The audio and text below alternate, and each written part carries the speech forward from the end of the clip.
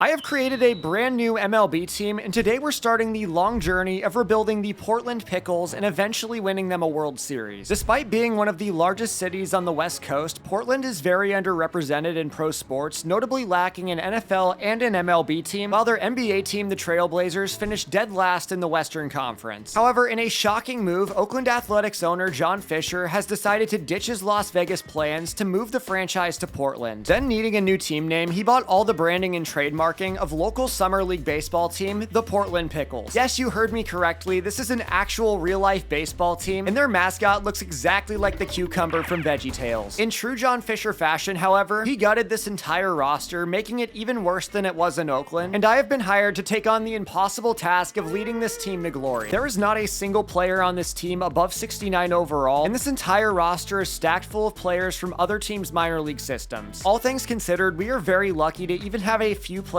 above D potential, but unlike any rebuild I've ever done, we have absolutely nothing for the future, and we're basically starting this farm system from scratch. This is a full-length franchise series where I will play one season per episode, and to tell you the truth, I have no idea how long this series will take. Obviously, our lineup is pretty terrible, so any contact or power ratings, even in the low 60s or mid 50s, are absolutely wonderful, and it's pretty much going to be the same story for our pitching rotation. This is going to be a very long first year. It is opening day, where I'm very curious to see how this team's going to perform. Quan hits this one down the third baseline, where we have a chance to make a play, but the throw is definitely not going to be in time. It is very fitting that we gave up a hit to our first batter, but our ace is going to hold strong, forcing two infield pop-ups, and I don't know if his name's pronounced Winder or Winder, but I'm going to go with Winder because that's an awesome name for a pitcher. Whatever his name is, though, he's in trouble against Jose Ramirez, or at least I thought, until our third baseman made the play of his life, diving and throwing him out at first. There's a full house on opening day, which is only about 6,000 people, because this stadium is absolutely pathetic, and I have to imagine that if our owner wasn't willing to buy seats for the stands, he is not going to want to buy players. Regardless, it is a win right now that it's 0-0, and there's a punch out from Winder. I am pleasantly surprised that he's hitting all of his spots, and that has made this a very smooth first two innings, so hopefully our offense can get going. We have not gotten a hold of much of anything on offense. Andujar hit this one pretty well to left field, but right at the defender. We are still holding strong and collect our third strikeout, and it doesn't make much sense because control and Ks per 9 are Winder's lowest ratings, so I feel like it's only a matter of time before Winder gets shelled. That should have been a clean play at first, and instead it's gonna be a base hit. Laureano's definitely gonna steal here, so I'm going for the pickoff, which finally works for like the first time ever. I have never shown a successful pickoff on my channel because honestly, I don't think it's ever happened for me. So we get out of another inning, waiting on our first hit, and we almost got it. Our offense will definitely be the death of us, especially because Winder's now getting tired in the fourth inning, giving up a single to Jose Ramirez to put runners at the corners. With only one out, you could say that we're in a pickle, so we need a double play. This is our chance, and for some reason, our shortstop threw it to first base. I really thought he had time to flip that one to second, and instead, the Guardians were able to score the first run, and I would really prefer if we didn't get no hit in our first ever game. It is now the sixth inning, where Bibby has a perfect game, but finally Matt Duffy is gonna break it up, and as you can see, the first guy to ever get on base for us has definitely bounced around the league, so this is a new opportunity in Portland. Hopefully our first hit in team history sparks a rally, but apparently I spoke too soon. That's immediately a double play, but only losing 2-0 in our first game is a huge win in my book. As an expansion team, we're just trying to see what we have this year, and clearly it's not very much, but at least we're only trailing by 2 to Boston, so I'm ready to see literally anyone step up, and Jesse Winker's not going to be that guy. Winker is a testament to how fast players can fall off in baseball, as he was one of the best outfielders in all of the league for several years, and just a few seasons later, he's not even the top-rated player on the Portland Pickles. I literally just want to win one game with this team, but that's going to be easier said than done, because even when we get something to hit, we are not making good contact. Because of how bad we are, I'm going to be checking the waiver wire every single week, and after 2 series, we still have not won a game. After 9 games, though, we could finally get in the win column against the Tigers, except Riley Green just hit an RBI up the middle. It looks like Jesse Winker heard me talking about him because he hit a 2-run bomb, and for his sake, hopefully we can hold on to our lead, but Kerry Carpenter just tied the game. This game could come down to the wire if we can get out of the inning, but unfortunately, don't even chase after that one. It is over the fence for a home run. We just blew a 4-run lead by giving up 7 in the 5th, but maybe it's not over, as we were able to hit a solo home run. Can this one get snuck up the middle? It will not, and the inning is over. Now we absolutely have to get this stop with 2 outs and runners at the corners, but of course, Harry Carpenter was able to obliterate this one for a 2-run double. What an absolute meltdown from the Portland Pickles, who may never win their first Major League Baseball game, but at least they put up 7 runs in this this one. If there's any silver lining here, it's that we can finally scout players, and we need just about everything, so I'm going to mark starting pitcher, shortstop, and center fielder. I think the best way to go about this is to scout pitching by position, but at least for the position players at the top of the draft, I'm going to try to scout them one by one and just hope I find a gem. Maybe that gem can be Mike Trout's long-lost cousin, Randy, and looking at our offensive numbers, getting a game-changing bat is an absolute must. The Pickles are in danger of starting out 0-10 as a brand new team, as here's a single in the bottom of the 8th, and obviously we all knew they were going to be bad, but this team is miserable as our center fielder got such a late reaction on it. This one's going to drop, but the runner's tagging from third base, and thankfully we're able to throw him out. We need to hold on with runners at the corners because it's 0-0, and this may be our best chance to win a game. We got the strikeout. This could be history for the Pickles if our offense can get going, but obviously that is easier said than done. I was really hoping that would stay fair. I'm very disappointed, but honestly, I shouldn't be surprised because I don't even think this lineup would win at the AAA level. There is some hope, but we need our 59 overall relief pitcher to get us to extra innings, and so far he's actually doing a very good job putting his first 2 batters away. We have to be very careful because one bad pitch could send us home with another loss, but Martinez is down to 2 strikes, and he's gonna force a pop-up to send us to the 10th inning. We might be able to score a run with a man on second, and this is very good leverage to have because even one ground out like this one up the middle is gonna advance Matt Duffy to third. I am so nervous because we have never been this close to victory, and I think sacrifice bunting would be the smart move here since we have no power. Apparently not. We're gonna have to get creative if we want to win games, as we swung right through that slider, and all the pressure is on our 59 overall pitcher. The good news here though is at least in real life, Javi Baez swings at everything, but I spoke too soon because unfortunately he's the one who's gonna break our hearts. We were so close to our first ever win, and apparently that freaked out the game because I'm stuck on this screen. So because my game froze, I had to resimulate the game, and of course we still lost. After getting swept by the Rangers, we're 0-13, but our next series is against one of the worst teams in baseball in the Washington Nationals, so maybe we can finally win. Sure enough, in game number 1, we're deadlocked in the 7th inning, but there's 2 outs with a man on second. That is a huge swing and miss. Apparently there's a good reason this 30-year-old has only played 10 MLB games, and I guess in the back of my mind, I'm really hoping that some of these guys can surprise me and maybe stay on the team long term, but if they don't perform this season, they're definitely getting replaced in the Rule 5 draft, or the amateur draft for that matter, as that was an absolute nuke to left field, and just like that, Washington has the lead. I don't know how I'm going to rebuild this team, especially because our owner's not going to spend money in free agency, and I would honestly be content with this entire first episode if we saw some offense. That one could not drop. Even getting on base is so much work. Thank you for hitting me. It would solve all of my problems if they could do that 3 more times. And right now in this big situation, down 1 run, we have Willie Calhoun up to bat, who has definitely been one of our best hitters, although that's not saying much with a 642 OPS. After seeing our stats though, I kind of realized we were screwed, and I know I said I was going to do a season per episode, but I might have to do 2 in episode 1 just to make this a little more interesting. Thankfully, it looks like we have a pretty good first base option in the first round, and if you saw my 10-year Rockies video, you know this game loves to produce good pitching prospects. I have honestly never seen anything like this 0-20 start from the Pickles, but there's finally someone on the waiver wire, and even though he's 26 years old, he has C potential, so I'm gonna take it. No matter what, I think it's possible for this terrible team to win a game, as with the bases loaded, Ben Gamel's gonna drop this one into center field to extend our lead. That was one of the weakest 2 RBI singles I've ever seen, and now Willie Calhoun is adding on to it with a deep sacrifice fly, so I don't know where all this offense came from, but our pitching better not blow it, because this is the best position we've ever been in to win. We are letting out all of our frustration from a 0-21 season, and Matt Duffy got another hit, and 5 runs might be the most we've ever scored, but we have a chance for much more. There are 2 runners aboard for Brian O'Keefe, but he swings and misses, so he missed a huge chance to potentially put this game away. Austin Shenton, though, launching this one into right center. This one has a chance, but unfortunately it comes up short. I fear that may be the closest chance we get to seeing a home run, but maybe not. Little Willie's gonna avenge him with a deep blast into right field, and that is over the fence just 1 at-bat later for a home run. I do not know what happened to his helmet, but honestly it kind of looks like a pickle, so it works, and he barely hit that over at 361 feet. We may not have any talent on this team, but every single one of these players could make Portland Pickles history, but this is very bad because we're completely out of bullpen options, and that is a 3-run home run. Our closer is the only guy left, and we're in the bottom of the 7th, so just like that, Cleveland has a 1-run lead, and our momentum is completely gone. A 5-run 7th inning completely buried us as we lost by 1, and as general manager, it is so frustrating sitting here seeing all of these free agents, just knowing that I can't sign them, just because our roster's full and our owner doesn't want to take any dead money releasing players. We are stuck with this team at least until the offseason, and I really don't know what I got myself into. If we lose this game, we're going to be 0-30, and of course, we stranded 2 base runners. And of course, that's going to cost us as we gave up 2 runs in the 8th. So while I was looking forward to seeing what we had on this roster, there may not be a single player left on it next year. My complete attention is on the MLB draft, and right now it looks like there's going to be some pretty good pitchers on the board at number 4 overall. But honestly, 23-year-old first baseman Randy Trout might be my favorite player at this point. There are also a few project guys like Theodore Park on the board, but in terms of a pure impact bat who can play at the majors right away, I think Trout is really the only option. Obviously, I know we're terrible, but it's insane that we have not even won a single game despite getting so close. But looking at our hitting stats, it definitely makes sense because that is a lot of guys not even hitting above the Mendoza line. This is also the single grossest starting rotation I've ever seen, and our bullpen is definitely not better. Simming ahead 1 game though, we're up 2 runs with the bases loaded. It is so important to score if we want to win our first game, and Andujar is gonna get it done with a single up the middle. I do not want to jinx anything, but after 44 games, the Pickles could finally win their first game ever, and I'm feeling very confident as our best relief pitchers in the game, but maybe I spoke too soon. Salvi Perez just turned on this one. We are giving chase in left field, but this one is long gone over the fence. As we've seen this season, this could get very ugly very fast, and I have to leave him in because nobody else has any stamina. All we need is 1 more out, and 1 swing can make this a 1-run game, as right on cue, Melendez turns on the very next pitch and sends it into right field over the fence. It is so frustrating that every time our offense gets going, our pitching falls off a cliff, so I'm hoping that the best defense can be more offense, but unfortunately, we ground into a double play. As we've seen this season, our 1-run leads do not tend to last long, but maybe this game's gonna be different. But we're being tested against Bobby Witt Jr. That one was not where it was supposed to be, and he takes advantage. The tying run is at second base, so we desperately need it out, and thankfully, this one is grounded over to Matt Duffy. It is the top of the 9th inning, where some more run support would be greatly appreciated, and Jamison Hanna turns on a beautiful pitch for a double. That very rare extra base hit from the Pickles is gonna give us a huge opportunity to take a 2-run lead. But why is Hanna taking off from second base? That was not the plan. He is thrown out by a mile. Are you kidding me? For these videos, I play on auto base running, and the CPU can make some terrible base running decisions, but in the end, we wouldn't have scored him, so it did not matter. We are 2 outs away from beating a pretty good Kansas City Royals team, and Renfroe's swinging bunt here is gonna make the magic number 1. It is all up to our closer to hold strong and make Pickles history, as Adam Frazier is down to his last strike, which is a high fastball, and he swings at it to officially gift the Portland Pickles their first win ever. It took 46 losses to get here, and usually at this point in my videos, we're competing for the playoffs, but in this series, we're gonna have to earn every monumental moment. It feels very good to get that one out of the way, and as scouting continues, it looks like we're gonna have a lot of options for the first pick of this franchise, which at this point is basically either gonna be a pitcher or Randy Trout, depending on if he's still there. Remember to drop a like and subscribe if you're invested in this Portland Pickles team and want to see more of my content, as we're definitely here for the long haul as I sim to the start of June, where we're only 55 games back in our division. This is our last week of scouting before the draft, where I might have found another position player option in the first round, and overall, I feel like we've set ourselves up very well for the draft to not only nail our first pick, but hopefully all 7. Usually in the MLB draft, I'm entirely thinking about the future, but the problem with this team is that we're so bad that we need some guys that can come in right now. While someone like Randy Trout is definitely our dream prospect because of his high floor and high ceiling, we might not be getting as many blue potential guys as usual, but we're going to be seeing higher overalls across the board. Someone like Mason Valenzuela is the perfect example of this, and he could very well be my 2nd round selection. And also, if Trout doesn't work out, there is someone like JJ Miller further down the board who is definitely going to have a lower ceiling, but still projects to be pretty polished coming in. However, I've gone back and forth on whether I should take Randy Trout or Matt Dunbar, and even though Dunbar would be more of a risk, he's at a very valuable position. On the other hand though, Trout is probably the best pure hitter in the entire class, so I think he has the edge right now. My first pick is definitely going to be a position player, but there are a lot of good pitchers on this board, and specifically our Discovery Scouts did a very good job of uncovering gems in this class, so I should have a lot of options as the draft goes on. I have gone ahead and put together a pretty long queue for us, but the worst case scenario is definitely that Trout and Dunbar are gone in the first 3 picks. This is our first MLB draft and really the start of the Portland Pickles rebuild, so I am super excited, and with just 1 pick to go, both of our guys are still on the board as Colorado went pitcher. That could not have worked out better for us, but now we have a very hard decision to make between Randy Trout and Matt Dunbar, and as I mentioned earlier, Dunbar's younger and has higher upside as a fielder, so in any other draft, I would definitely take Dunbar, but because of how bad we are, we definitely need a pure hitter, and Randy Trout's that guy and is the safest player in the draft, so he's gonna become the first draft pick in Pickles history. Dunbar would end up going at number 7 to the Cardinals, so I hope I made the right decision, and I wanted to go pitcher in round 2, but we're already running out of options. Looking at our options for next selection, it's really between Darryl Papp, Chris Hayes, and Mason Valenzuela, and after losing out on a good infielder, I cannot pass up Valenzuela. Thankfully, our scouts found a couple good starting pitchers in Discovery, so we can get at least one of them, and both of them are still on my board in competitive round B, so I'm gonna take the better of the bunch and Alex Nathan, who also is coming in with pretty good potential. There's also only 5 selections before our next pick, so Wally Booker, who is a very good contact hitting catcher, is definitely gonna be my next pick, so we have already taken 3 offensive players. We still have 3 selections, but my queue only has 5 guys left in it, so I probably need to add some more players, especially because guys like James Goetz and Buster Dunning aren't gonna last much longer. Maybe we can get lucky though and they'll fly under the radar, but even if they don't last, I think I found enough good prospects to last us for the rest of the draft. There's just one selection to go though, and they're gonna make it, and in round number 4, we are landing our 6th best player in the draft in closer James Goetz. I am very surprised because I did not expect to get him, prioritizing several other players, and I guess it makes sense because Discovery players last longer, but Buster Dunning is also still here, and I'm gonna take him. Now with my selection, I don't know much about anybody except for Joaquin Cabrera, so I'm gonna double up at third base and complete what should be a very successful draft. That brings us to the All-Star break, where we are 7-91, and I wish I could say there was some sort of silver lining for this, but I don't think there's a single player on this team who's even considered good. Our entire starting rotation has an ERA above 4.4, and I'm actually surprised that Brandon Bielik's having a good season, but everyone else is really not. There is absolutely no way that we have a single All-Star, but I get over to shortstop, and Matt Duffy somehow made the game. I feel like he had to have gotten voted in as a complete joke because his stats are completely terrible, and even though he's gonna be our only All-Star, he is actually far from the best player on this roster. That does not make any sense to me, but now it's time to sign draft picks, and we are able to ink Randy Trout, so our new best player is officially on roster. We have not won a single game in July, and we are almost to 100 wins, but hopefully we can change that, tying this game against the Angels. That was easy, but the challenge comes in relying on our bullpen and scoring another run, and all I can think of is how much more fun this team's gonna be to play with next season. We need our best reliever to hold strong as he gives up a triple to Mike Trout, but gets out of the inning. If anybody has earned a spot on next year's roster, it is definitely him, but I'm very curious to see what happens here as this lineup does not hit well against lefties, and thankfully Dozier's gonna pull this into left field. There are 2 outs though, so we need our first baseman to come up big, and looking at his stat line, this is not very encouraging. We cannot afford to strand a runner at second base here. This one does not get through the infield, but it's not fielded cleanly. Can Juan's 23 speed get him to first base? It just barely does. That was way closer than it needed to be, and it's time to pinch hit Sam Haggerty, and he's a very valuable player for us because he hits lefties very well, but obviously not much else. All we need is one good pitch to hit, but of course we cannot turn on the first pitch we see, and that is a missed opportunity. To my surprise though, our bullpen is keeping us in this one, and I feel like as long as Tyler Anderson's in, we have a chance, but Matt Duffy just flew out to center field. Our first win of July is on the line here as Alvarez is faced with a full count but gets on base. That will extend our chance to take the lead in this game, but our catcher just flew out to right field. I cannot believe the Pickles are going to extra innings, and huge shout out to our bullpen for keeping things tied as Shenton's gonna single. That will not score the runner, but he gets to third base. There are still 0 outs, so this is our chance to finally take the lead, but right on cue, Hunter Dozier hits into a double play. It feels like we have missed every single chance to break this tie, and the frustration is finally over. Jesse Winker, thank you. I wish it could have ended right then and there, but we still have to close it out against the Angels, and facing the top of their lineup, Taylor Ward is easily able to drive one in. In just one at bat, they have played the Uno reverse card against us, and thankfully Mike Trout's not gonna walk it off, but there's nothing more annoying than having an unreliable bullpen as we are giving chase into left field, a late reaction, and Brandon Drury soars this over our head to walk it off as once again the Pickles are on the other side of a heartbreak. That is gonna bring us to 100 losses on the year, and we just closed out a winless month of July. It has been a very painful year, but thankfully reinforcements are coming as Randy Trout ended up being 73 overall with 85 potential, and he is exactly as advertised. It is definitely weird not seeing any potentials above 90, but I feel like we did really well given the state of this team as we were able to draft some sure prospects who can contribute right now. Trout, Valenzuela, and Booker should all immediately become starters for us depending on what happens in the Rule 5 draft, and looking looking at Matt Dunbar for the Cardinals, I really think we made the right decision because while he is younger, that power is simply not there and he only has 83 potential. With the draft out of the way, I don't think there's much more to see from the worst team in MLB history, as we did not even crack 20 wins on the season and finished 83 games back in our division. I haven't mentioned it, but our division is going to make this a lot more challenging, with the Astros and the Rangers both being loaded, and on top of that, the Mariners may have the best rotation in baseball. Texas repeated as World Series champs, and to start the offseason, I am not bringing back any pending free agents. There are a lot of free agents here who could really help our team, but unfortunately, as you know, our owner has no desire to spend on a losing team, so any moves we make are going to be cheap and they're going to come later in the offseason. I have gutted this team down to just 42 players, so we have a lot of work to do, and now that we're in the third stage of free agency, I'm going to make a couple of contract offers, starting with Nick Madrigal, who does not want that much money, and obviously he is not a power hitter, but everything else is pretty good. That is going to be my biggest contract of the offseason, but I also cannot miss out on a chance to add Gavin Sheets to the team, who only wants $2 million